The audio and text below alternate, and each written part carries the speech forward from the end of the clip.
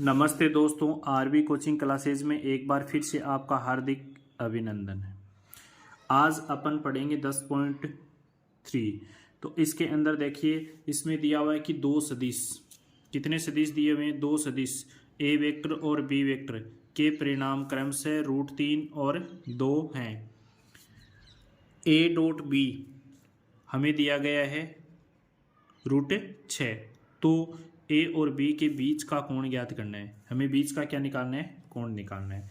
तो अब अपन बीच का कोण निकालेंगे तो क्या करेंगे दोस्तों? इसमें सबसे पहले ये देखिए कि हमें दिया हुआ क्या है। जो दिया हुआ है वो लिखेंगे, सोल्व में जो दिया हुआ है वो लिखेंगे। दिया हुआ क्या है इसमें? ए का परिणाम यानी ए वेक्टर का परिणाम कितना दिया हुआ है? √3। क्रम से बोला है ना इसने, क्रम से, क्रम के अनुसार, तो लिख देंगे। अब देखिए दूसरा बी का परिमाण कितना दिया हुआ है? 2। और क्या दिया हुआ है? ए डॉट बी कितना दिया हुआ है? √6। ये तो हमें दिया हुआ है। अब हमें निकालना है इसके बीच का कोण। तो अब इसके बीच का कोण निकालने के लिए हमें ज्ञात है, हम जानते हैं एक सूत्र होता है इसका बीच का कोण निकालने के लिए। ए वेक्टर तथा बी वेक्टर के बीच में क्या निकालोगे? थीटा कोण। तो अब आपको कोण निकालना है, तो कोण निकालते हो, कोण हो तो क्या करोगे आप? इसका एक फॉर्मूला होता है कि ए वेक्टर डॉट बी वेक्टर बराबर होता है ए का परिमाण बी का परिमाण कोस थीटा। ये होता है दोस्तों इसका फॉर्मूला,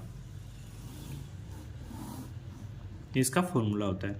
अब हमें जो दिया है, ये दिया हुआ है, ए डॉट बी दिया हुआ है, परिणाम दिया हुआ है, बी का परिणाम दिया हुआ है, हमें निकालना है कोस थीटा यानी थीटा निकालना है। तो अपन इसे लिख देंगे, क्या लिखेंगे? कोस थीटा बरोबर क्या करेंगे? देखो ये कोस थीटा यहीं रहेगा, इसके गुणा में जो संख्या है वो कहाँ जाएगी? इसके बट्टा में। तो अपन क्या लिखेंगे? A vector dot B vector upon A vector का परिमाण यानी मैग्नीट्यूड लेंगे और दूसरा बी वेक्टर। ठीक है, अब इसमें मान पुटअप करो, वैल्यू आ जाएगी आपके पास। तो ए डॉट बी की वैल्यू क्या दी है? √6। तो √6 लिख दो, √6। अब परिणाम हमें दिया हुआ है, इसका परिणाम क्या दिया हुआ है? √3। दूसरे का क्या दिया हुआ है? 2। तो ये गुणा हो जाएंगे, तो वैल्यू क्या आ जाएगी अपने पास? वैल्यू आ जाएगी, ऊपर तो आ जाएगी, नीचे क्या है? 2 दिया हुआ है। अब इस √6 को क्या लिख सकते हो आप? 6 के 2 फैक्टर कर लो, इसको छोटे रूप में लिख लो ताकि कट जाए। तो क्या लिख सकते हो? 3। अब जोड़ा किसी का बन नहीं रहा है, दोनों को इस रूट को तोड़ दोगे तो क्या आ जाएगा? √3 और क्या लिख दोगे? √2। अब नीचे क्या आ गया? √3 और क्या आ गया? 2। तो इस 3 से ये 3 कट जाएगा, तो वैल्यू अपने पास क्या बचेगी? वैल्यू बच जाएगी अपने पास √2, नीचे आ जाएगा 2। अब इसका अपन करेंगे प्रमेयकरण कर देंगे तो ऊपर नीचे रूट से क्या कर दोगे? गुणा। तो √2 इंटू √2, तो वैल्यू आ जाएगी, इस 2 से ये 2 कैंसिल हो जाए, सॉरी इस रूट से। अब देखो ऊपर नीचे अपन गुणा करते हैं रूट से, अब इसको काटना नहीं है, 1 मिनट। देखो इसको इससे मल्टीप्लाई करोगे, क्या आ जाएगा आपके पास? 2 आ जाएगा। क्या जाएगा? 2। मैंने ऊपर नीचे क्या किया है? प्रमेयकरण कर दिया है। तो अपन क्या करेंगे? देखो ऊपर तो बच गया 2, नीचे आ जाएगा 2√2। इस 2 से ये 2 कट जाएगा तो क्या आ जाएगा? 1/√2। ये हमारे पास किसकी वैल्यू आ गई? कोस थीटा की। सब में कोस थीटा है, यहाँ पर कोस थीटा। अब हमारे पास कोस थीटा बराबर क्या आ गया? 1/√2। 1/√2। अब हमें ज्ञात है कि थीटा बराबर क्या आ जाएगा? π/4। π/4 आ जाएगा, क्योंकि ये जो कोस है इसकी जो वैल्यू होती है ये π/4 में होती है, तो अपन लिख देंगे π/4। तो इसी के साथ आशा करता हूँ दोस्तों ये क्वेश्चन आपको अच्छे से समझ में आया होगा। देखते हैं अगला क्वेश्चन। देखिए दोस्तों, इस क्वेश्चन में क्या दिया हुआ है हमें दो सदिश के बीच का कोण निकालना है। अब सबसे पहले अपन क्या कर लेंगे, इसको मान लेंगे। सबसे पहले क्या कर लेंगे, मान लीजिए। तो सोल्व कर रहे हैं अपन, सोल्व कर रहे हैं तो इसको अपन मान लेंगे। तो क्या कर लेंगे, माना कि ए वेक्टर बराबर पहली वैल्यू क्या है, आई cap minus 2j plus 3k। फिर बी वेक्टर क्या दिया हुआ है, बी वेक्टर दिया है 3i minus 2j plus k दिया है। अब अपन क्या करेंगे दोस्तों, हमें निकालना है बीच का कोण। बीच का कोण निकालने के लिए जो पीछे वाला क्वेश्चन है उसी का जो फॉर्मूला है, वो फॉर्मूला क्या है बीच का कोण ज्ञात करने के लिए, वेक्टर ए तथा बी के बीच का कोण क्या है, थीटा। कोण हो तो अपन क्या करेंगे, बीच का कोण ज्ञात करना है तो अपन सूत्र लिखेंगे, A vector dot B vector बराबर ए का परिमाण और बी का वेक्टर का परिमाण कोस थीटा। अब हमें कोस थीटा निकालना है तो कोस थीटा बराबर क्या आ जाएगा, A vector dot B vector upon A का परिमाण अपॉन बी का परिमाण। अब दोस्तों ये करने के बाद अपन क्या करेंगे, हमें सबसे पहले ए डॉट बी निकालेंगे। तो इसको समीकरण नंबर मैं 1 दे रहा हूँ, ठीक है। अब इधर मैं ए डॉट बी निकाल रहा हूँ, ए वेक्टर डॉट बी वेक्टर। तो देखो ए क्या है, आई cap minus 2j plus 3k। फिर दूसरा क्या है अपने पास, 3i minus 2j plus k। अब देखिए दोस्तों, i को i से अपन गुणा करवाएंगे। यदि i को j से करवाएंगे तो वो 0 हो जाएगा। क्या हो जाएगा, 0। डॉट में क्या होता है, 0। सेम वैल्यू ही 1 होती है। i केप को यदि i केप से गुणा करवाते हो तो 1 आता है, j केप को j केप से गुणा करवाते हो तो 1 आता है, और k केप को k केप से गुणा करवाते हो तब क्या आता है, 1 आता है। यदि अपन i केप को यदि j केप से डॉट करवाते हैं तो वो वहाँ पर क्या हो जाता है, 0। इसलिए दोस्तों अपन जो सेम वैल्यू है उसी को ही मल्टीप्लाई करवाएंगे ताकि ज़्यादा समय खराब ना हो। ए वेक्टर डॉट बी वेक्टर, तो सबसे पहले आई केप को इस 3i केप से अपन गुणा करवाएंगे तो 3 आ जाएगा। अब देखो, अब इसमें क्या दिया हुआ है, ये 3 आ जाएगा। अब इसमें ये माइनस का है और ये माइनस का है, माइनस और माइनस क्या हो जाएगा, प्लस। अब देखिए दोस्तों, इसको 2 को 2 से इंटू करोगे क्या आ जाएगा, 4। j को j से करोगे 1 आ जाएगा, ठीक है। मैं डायरेक्ट ही लिख रहा हूँ। 3 को इस 1 से गुणा करोगे क्या आ जाएगा, 3। तो हमारे पास ऑल टोटल मिला के क्या आया आपने, ये आ गया 10। क्या आ गया, 10। ऊपर की वैल्यू अपने पास आ गई 10, ए डॉट भी आ गया। अब दोस्तों अपन निकालेंगे ए का परिमाण, यहीं से निकाल लेते हैं ताकि इस मान में इसमें रख देंगे। ए का परिमाण क्या है, यानी जो वैल्यू दी गई है उसका स्क्वायर रूट निकाल देंगे।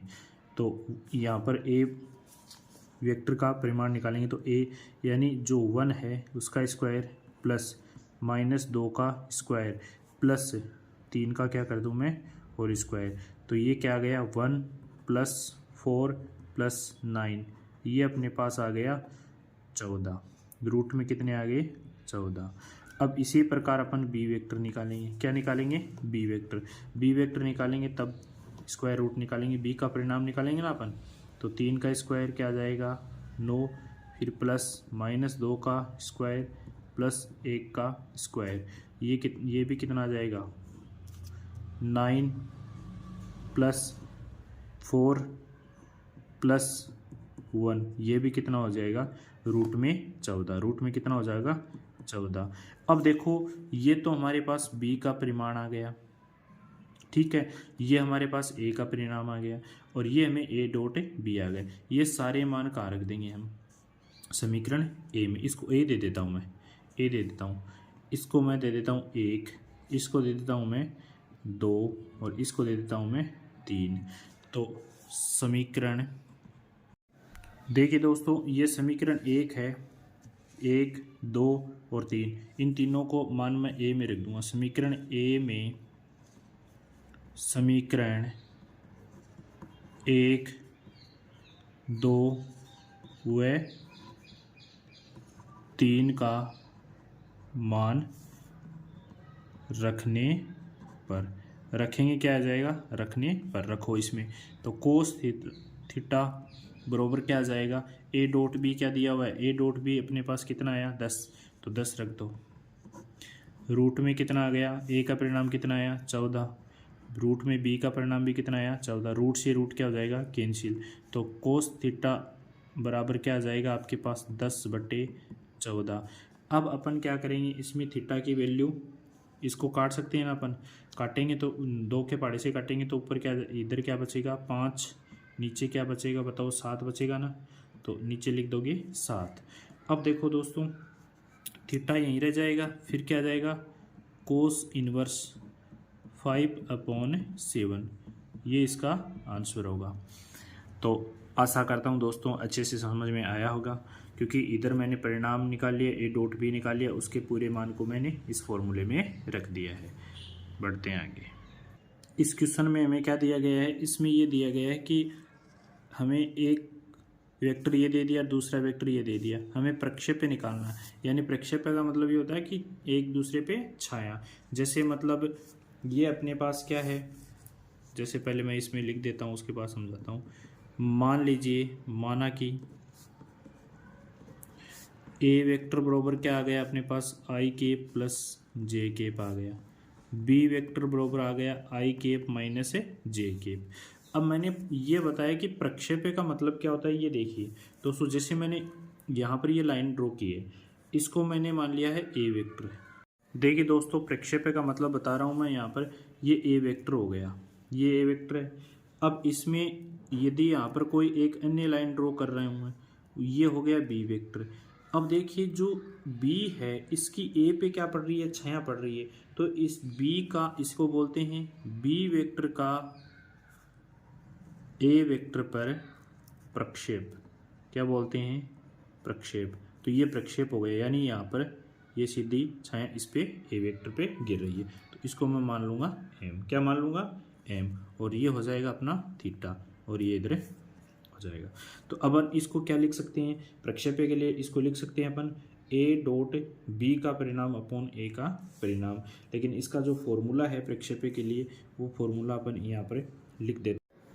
जो इसका परिणाम ये प्रक्षेप्य निकालेंगे अपन, प्रक्षेप्य, तो प्रक्षेप्य निकालेंगे तो क्या आएगा, ए और बी का प्रक्षेप्य निकालेंगे, ए का बी पर प्रक्षेप निकालो, ए का बी पर प्रक्षेप निकालेंगे तो फॉर्मूला क्या लिखेंगे, A vector dot B vector upon B का परिमाण क्या आ जाएगा, इसको अपन गुणा करेंगे, यानी आई केप माइनस जे केप। ये जो ये वाली वैल्यू दी गई है ना हमें, ए की वैल्यू तो ये है, नहीं सॉरी, इसमें ए की वैल्यू ये है, ए की वैल्यू ये है, और बी की वैल्यू ये है, बी की वैल्यू ये, क्योंकि ये पर इस पे प्रक्षेप पे है, तो अपन क्या करेंगे यहाँ पर इसको मल्टीप्लाई करवा देंगे, आई केप प्लस जे केप बट्टा क्या आ जाएगा ए का परिणाम, यानी 1 का स्क्वायर और आई केप प्लस जे केप का परिमाण, तो क्या आ जाएगा इसका आंसर 1 माइनस 1, क्योंकि इसको इससे मल्टीप्लाई करोगे 1 आएगा, इसको इससे करवाओगे 1 आएगा, माइनस प्लस माइनस हो जाएगा, और इसका परिणाम निकालोगे तो रूट में क्या जाएगा 2, रूट में क्या जाएगा 2, और यहाँ पर वैल्यू क्या आ जाएगी 0 बट्टा रूट 2 बराबर वैल्यू क्या आ जाएगी 0, तो इसका आंसर क्या आ जाएगा आपका 0। तो इसी के साथ ये दोस्तों आंसर आता है।